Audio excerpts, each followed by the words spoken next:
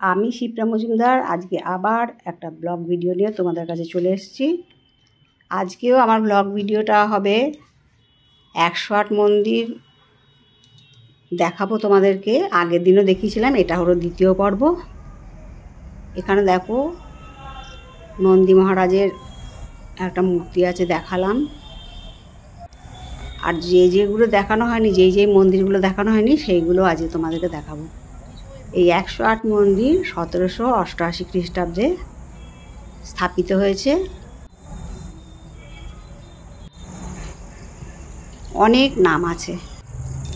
আমরা তো জানি যে শিব ঠাকুরের অনেক রকম নাম আছে, শিবলিঙ্গের অনেক রকম নাম আছে। সেই এক একটা নাম তোমাদেরকে ধীরে ধীরে দেখাচ্ছি।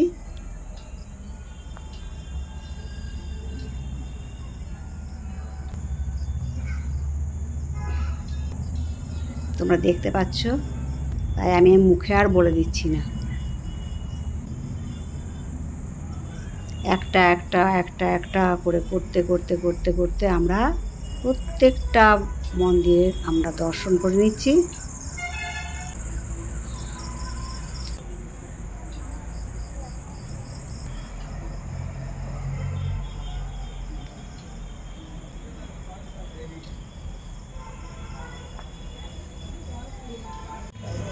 সুন্দর সুন্দর মূর্তি, বাগান, পুকুর, অনেক কিছু আছে এর ভেতরে। সবই আমি তোমাদের কাছে শেয়ার করছি একে একে।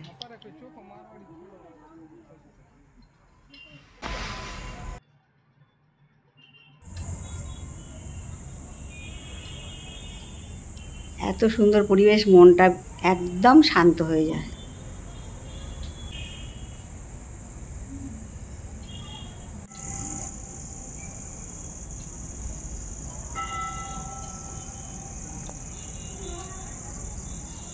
শিবরাত্রিতে এইখানে বিরাট মেলা হয়।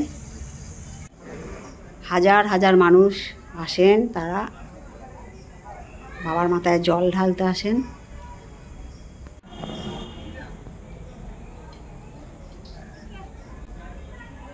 সেই সময়টা একটা দেখবার মতন পরিস্থিতি তৈরি হয়।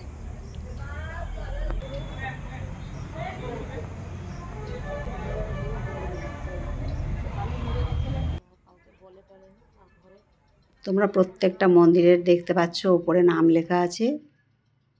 বাবা ভোলা মহেশ্বরের 108 নাম, সেটাই আস্তে আস্তে তোমাদেরকে দেখাচ্ছি।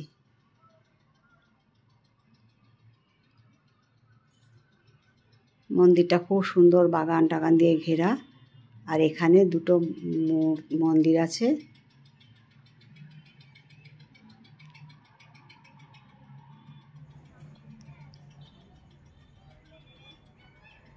আমাদের পুরো চত্বরটা ঘোরা হয়ে গেছে, এরপর আমরা চলে আসছি।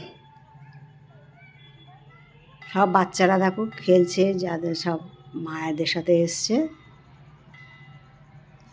এখানে পূজা সামগ্রী কেনার মতন দোকানও আছে। যারা ইচ্ছা করে পুজো দেবে, তারা এখান থেকে সমস্ত কিছু পূজার সামগ্রী কিনে নিয়ে পুজো দেয়।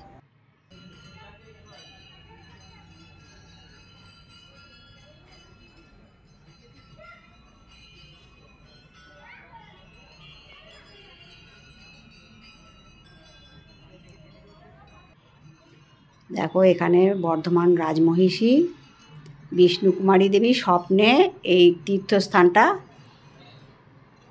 প্রতিষ্ঠা করেছিলেন। 108 শিব মন্দির। আমরা লোকমুখে প্রচারিত আছে যে 108, কিন্তু এটা মূলত 109 মন্দির। এখানে দেখো রাজরাজেশ্বরের মতন সুন্দর করে সাজানো হয়েছে ভোলা মহেশ্বরকে। কত সুন্দর দেখতে লাগছে দেখো। রূপোর গয়না দিয়ে সমস্তটা সাজানো।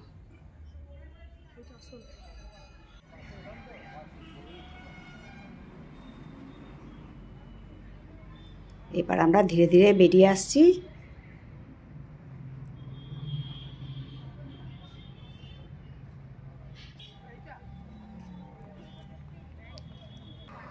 এরপরে আমরা যাব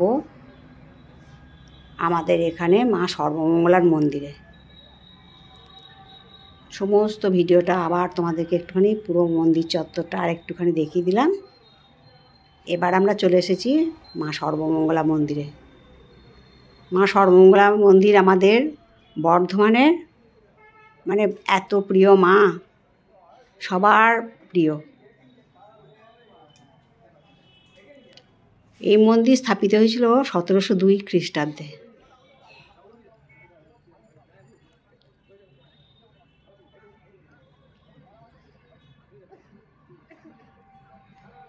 মন্দির প্রাঙ্গণ ভীষণ সুন্দর। দেখো এখানেও দুটো শিব মন্দির আছে। আমরা ধীরে ধীরে সমস্ত কিছু দেখতে দেখতে মা সর্বমঙ্গলা মন্দিরের দিকে এগিয়ে চলেছি। দুটো নাট মন্দির আছে, একটা মূল মন্দিরের সামনাসামনি আর একটা আছে বিপরীত দিকে। এই হলো আমাদের মা সর্বমঙ্গলার মন্দির। আর এই যে নাট মন্দির, এইখানে দেখো এটা মন্দিরের মধ্যে আমরা এখন দেখছি পুজো টুজো দিচ্ছি।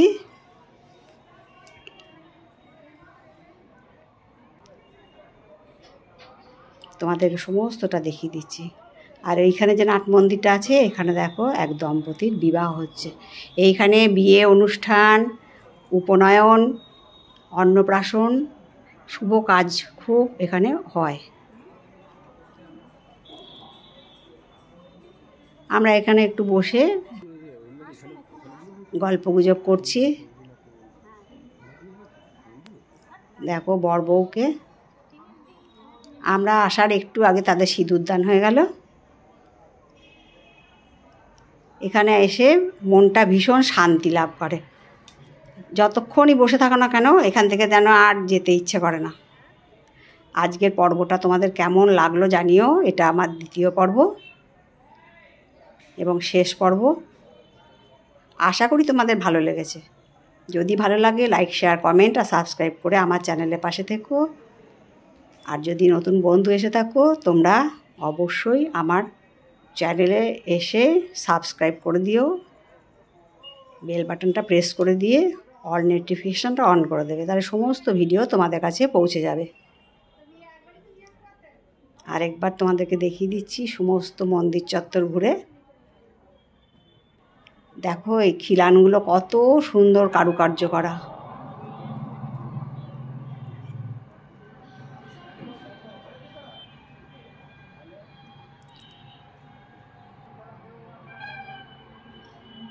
এই ভোলা মহেশ্বরের নাম হলো মিশ্রেশ্বর।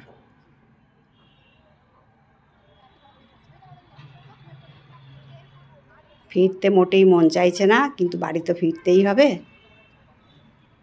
এইখানেও সুন্দর করে বাগান, পুকুর সমস্ত কিছু দিয়ে সাজানো আছে।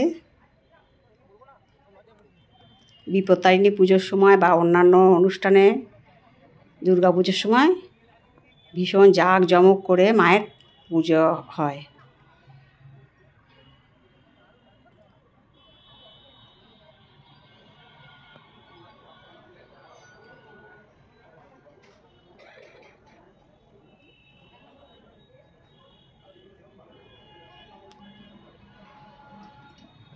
এই মন্দির সমস্ত স্বপ্নপ্রাপ্ত মন্দির, মহারানীর স্বপ্নপ্রাপ্ত মন্দির, ওনারাই প্রতিষ্ঠিত করেছেন।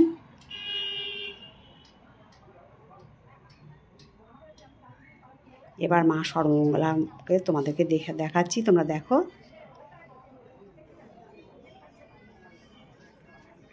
বর্ধমানের মানুষের প্রাণের প্রিয় মা।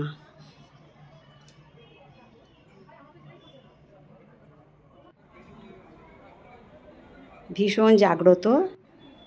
যে মনস্কামনা করে পুজো দেওয়া হয় উনি সেই মনস্কামনা পূরণ করেন। দেখো কত সুন্দর সোনার গয়না দিয়ে সাজানো।